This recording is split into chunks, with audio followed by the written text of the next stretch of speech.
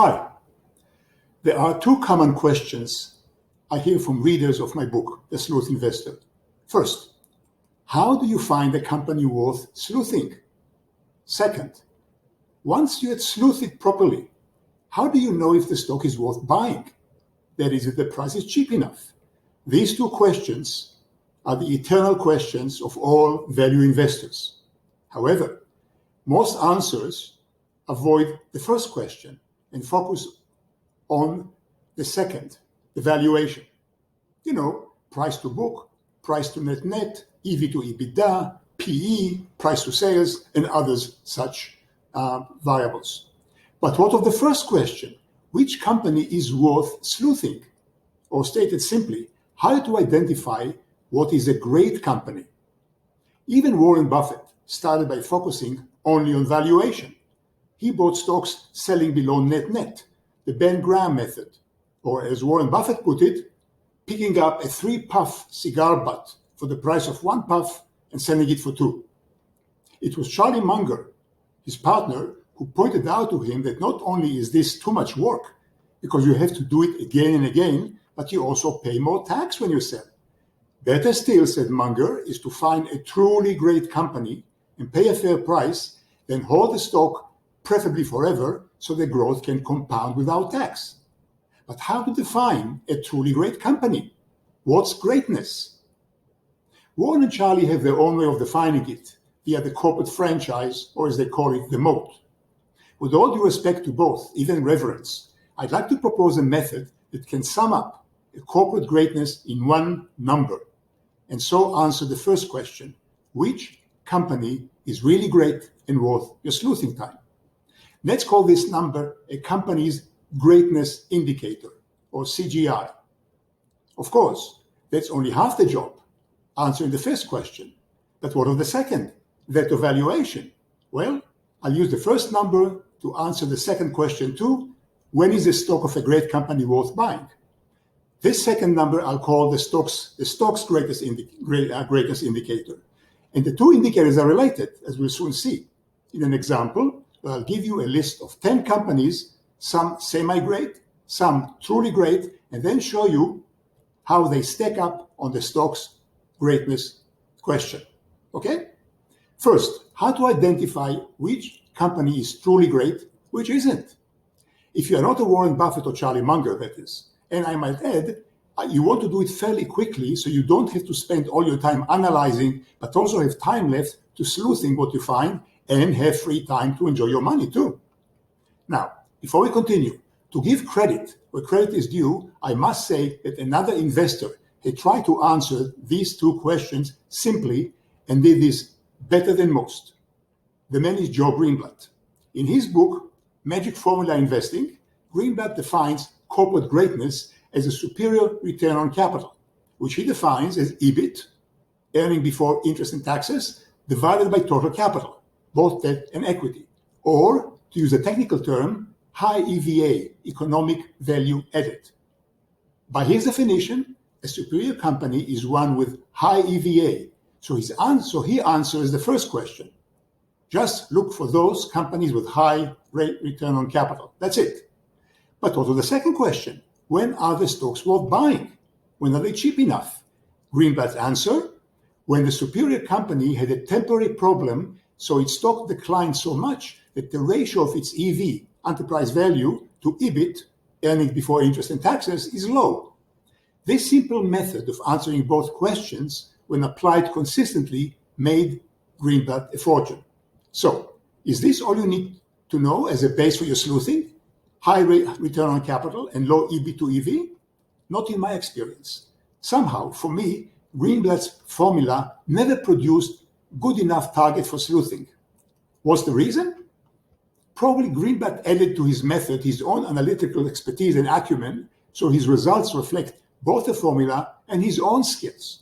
So, because it didn't work for me, over the years, I tried to improve on Greenblatt's formula and soon realized that just one number, the return on capital, was not enough to capture a company's greatness. It's like a stool standing only on one leg.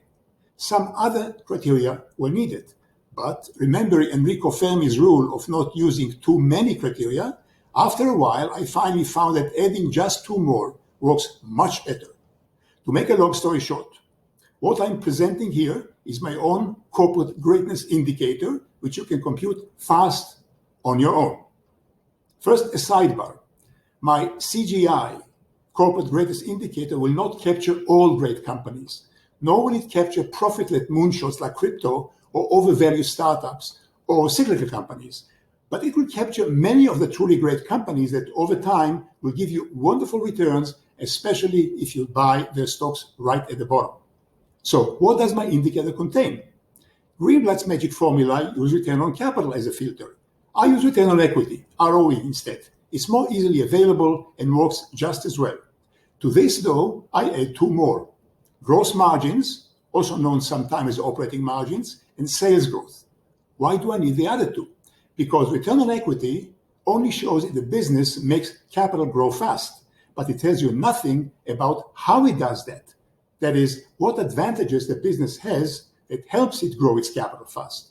And here is where the other two parameters come in. High gross margins make sure sales are not just lots of activity, but little profits. Rather, every dollar of sales has to work hard to produce gross profits. So supermarkets, most restaurant chains, and other low-margin businesses cannot be captured in it. The third factor, sales growth, says that a great company is not just static high margin and high ROE.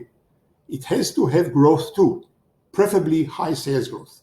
So, how to compute the greatness indicator using these three numbers? Simply sum them all up. ROE plus gross margins plus sales growth. You can find all these three on the Yahoo statistics section. Just add them up. Now, the good thing about these three is that all have similar magnitudes, roughly between 10 and 50%. So you can add them up because they're items of similar size. And what do you do with this indicator once you compute it? Here it is. In my experience, any company with a company greatest indicator of close to 100 approaches greatness. Anything above 100 is truly superior. Like which companies? Here is a table. You can pause the video and look at it, and then we continue. There are 10 companies in it, 7 as example. Look at it. Freeze it. You can always go back to it. The first three columns are the return on equity, gross margins, and sales growth. The fourth column is the company greatness indicator, the sum of the previous three. Take a look. Can you see which are the truly great businesses, which are merely good? Again, look it up.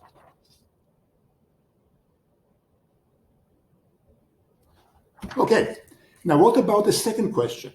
How to tell whether the price for this greatness is reasonable? Simply divide the company greatest indicator by the stock's EV to EBITDA to get the stock's greatest indicator. That's the last column. Take a look at it too. But first, another sidebar. Because this last indicator uses EBITDA, it takes out all banks and financial institutions because their definition of EBITDA is not compatible. But there are plenty of other great companies left to sleuth and invest in. So finally, when is a great company stock worth sleuthing to see if it's worth buying? In my experience, when the SGI, the final column, is greater than 3 or 4, you probably write a great buy. If it's greater than 5, it's a bargain. Now mind, SGIs, the stock greatness indicator of 1.5 to 2, are also okay, but they're not yet a bargain. And it goes without saying, you still need to sleuth the company properly to make sure its greatness would likely go on, and that a temporary disaster is really temporary. So how do the above 10 stocks stack up? Let's start with the greatness column. 3 companies stand out with a superior greatness sum. MasterCard, Kirkland Lake, and InMed. The first, MasterCard, is a top credit card company. The second, Kirkland Lake, is the top gold miner. The third, InMed, an Israeli company producing top medical aesthetic devices. All have astonishing sums of ROE, gross margins, and sales growth of much more than 100. Truly great businesses. Right after them come Regneron, a pharma company, and good old Microsoft. Now, what about cheapness? That is, how much do you pay for this greatness? What you want is buying a truly great company for a truly cheap price. No. Can you do this? For this, look at the last column, the stock greatness indicator. Here you can see that Kirkland Lake, KL, stands out hugely. Not only has a high ROE and highest gross margin, its gold mining is the lowest cost in the world, but sales growth is an astonishing 68% per quarter for CGI of almost 150. And what's most amazing, because gold prices have been languishing, you can get this munificent greatness today for a mere 5x EV to EBITDA. Think about it. Right after Kirkland comes Atcor, an electrical supplier that has a greatness of only 88, but sells at a cheap 10x EV to EBITDA. As for Inmet, its top greatness of 150 has been recognized by the market, so its stock greatness indicator is now only 3.4. But if the market ever crashes or the company ever has a temporary setback, it might be a terrific stock to pick up for a long term. I said might, because how would you know the setback is only temporary? You already know the answer. You must sleuth it out physically as per my book, as you should all the other stocks I mentioned here. One more time, I'll show you the table, and you can take a look at this and print it out.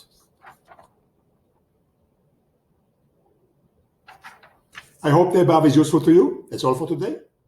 I found it useful to target my sleuthing. I hope you can find it useful to target yours. Please put a comment below to let me know what you think of the above, and if you like it, please subscribe and tell all your friends so they subscribe too.